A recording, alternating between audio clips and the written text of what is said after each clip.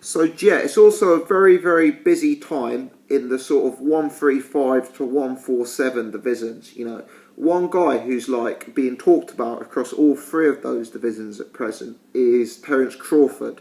Obviously, he won. I think it was fifth round stoppage of Hank Lundy this weekend. What did you make of that? Yeah, I didn't think it was the best performance, oddly enough. I'm probably one of the few people that will say that. I was listening to Box Talk's video earlier in the morning. And, Lundy, I watched some of the highlights. He gave him a fair few problems in the first and second round. He came to fight fire with fire.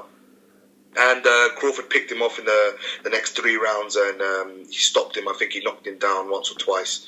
And, I mean, Crawford, elite level prospect, well, not prospect anymore, elite level fighter, pound for pound star, definitely.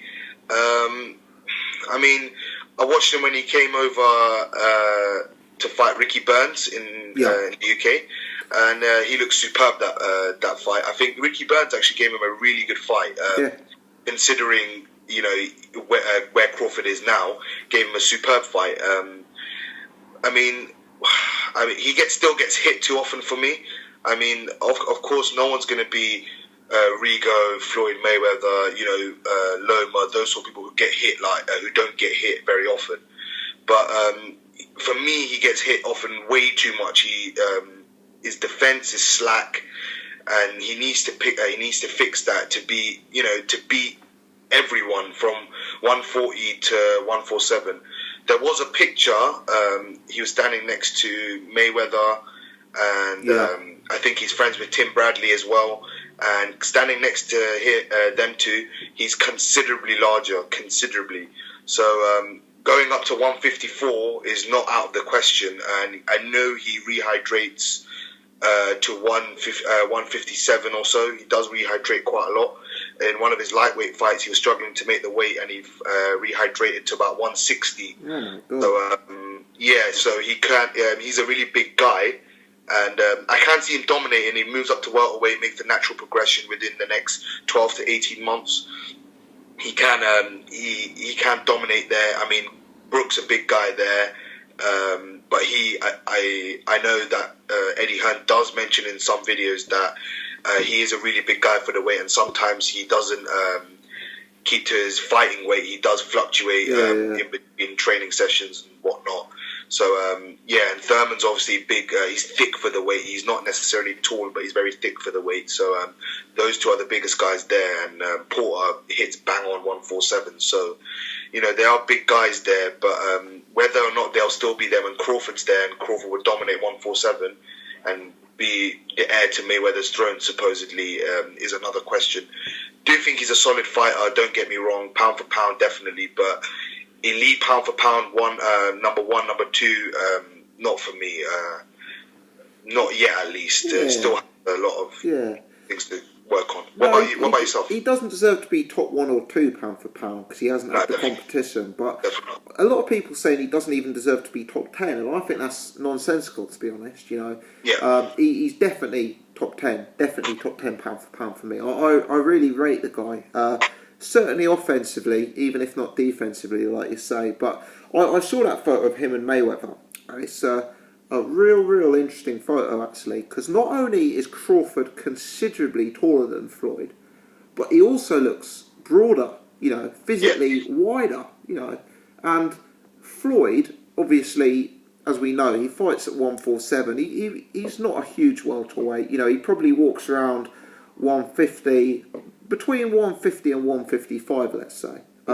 So, I think it is reasonable to assume that Crawford could be up in the 160 mark, when he's not fighting. I could see that, definitely. So, presumably, he is going to move to 147 eventually, especially if he's cutting that much weight. I mean, the glamour fights, the huge money fights probably are at 147.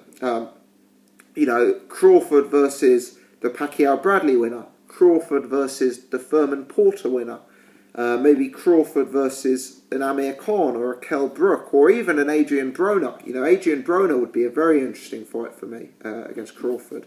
So there's lots and lots and lots of options out there for him at 147. Having said that, he hasn't yet really fought the top guys at 140, has he? I know he's fought Derry John and he fought Delorme and Lundy, but there's still big fights out there at 140. Obviously, I know Herrera, Batiste, I think Provodnikov's moving up, but you'd throw him in there as well. Victor Postol. For me, I do think he beats all of those guys. I really do. I think he's looking pretty good at present. I quite like the Adrien Broner fight. You know, Adrien Broner is one of these guys who's gone from being the most overrated fighter in the sport to probably the most underrated fighter.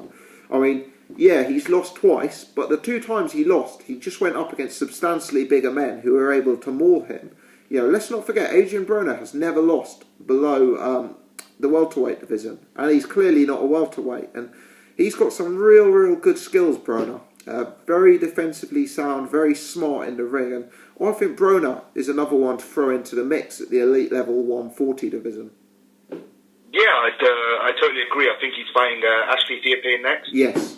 How do you see that fight going?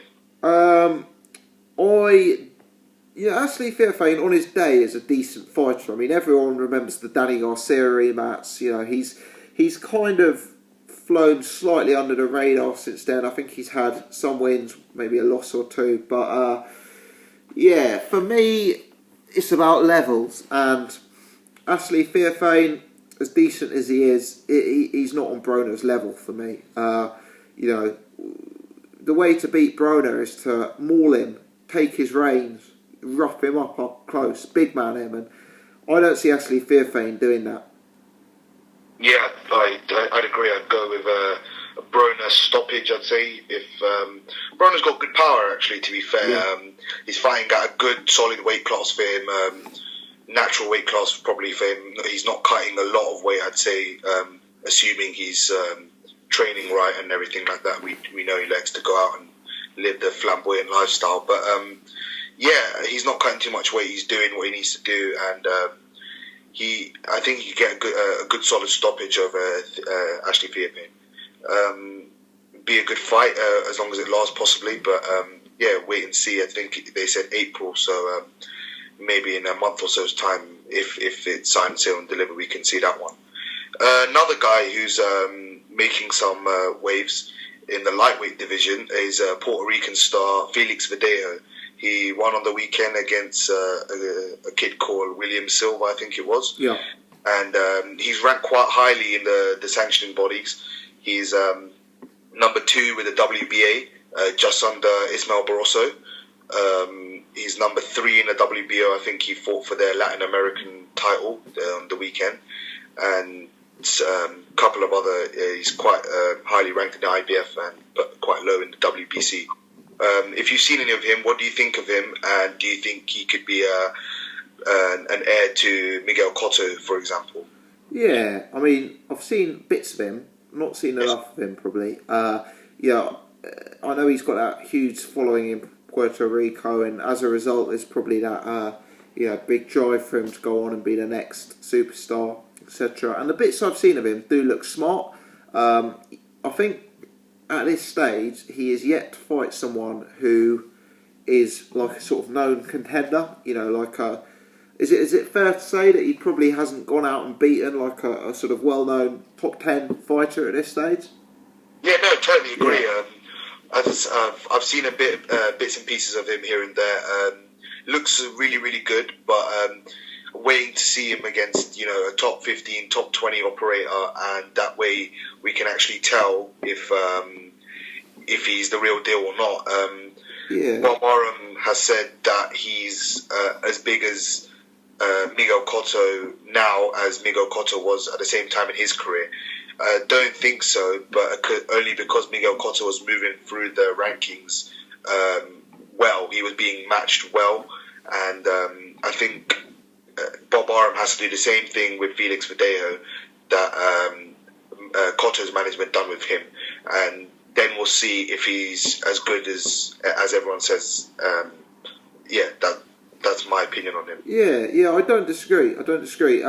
If you look at Errol Spence, Chris Algieri, I think Verdejo would do well to have a fight like that. You know, Chris Algieri, very solid competitor, very well known, been in big fights, really respected guy. But he's beatable, He probably loses at the very, very elite level. Nobody would say he's top 5 in that division, let's put it that way. And I think Verdeo maybe needs a fight like that takes him from elite prospect to contender.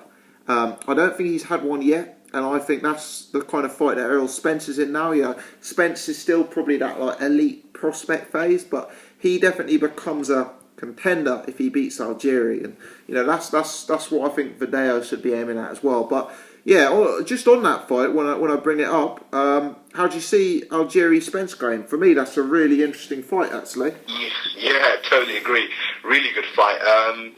Algieri, the thing is, he's with John David Jackson, isn't he now? Yeah, that's right. He completely tweaked his style against Mir Khan. Yeah. Fought outside of his comfort zone, and we know against Provodnikov, he boxed on the move for the whole 12 rounds.